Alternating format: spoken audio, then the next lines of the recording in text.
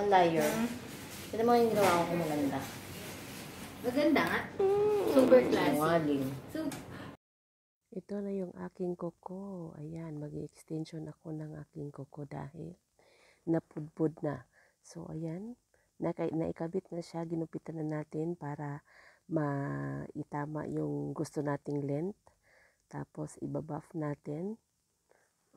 Ayan. So, ang ganda guys, nung akala ko noon, ayaw ko talaga magpa-extension dahil akala ko ay hindi maganda sa kuko. Yun pala nung this is my first time talaga ever in my life. Ito yung aking pinakaunang nagkaroon ako ng soft gel ang tawag dito, yung thick nails, kinakabit lang siya.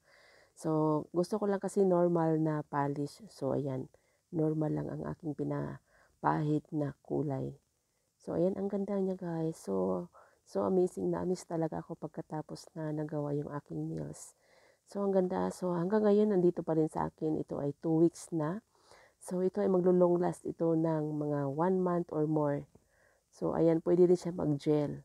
Gel color. Pero sa akin, ang pinili ko ay normal color lang para mapalit-palitan ko siya ng gusto ko pang ibang kulay after na magsawa ako dito sa red color. So, ayan. Ang sexy ng nails ko. I love it so much. Thank you so much.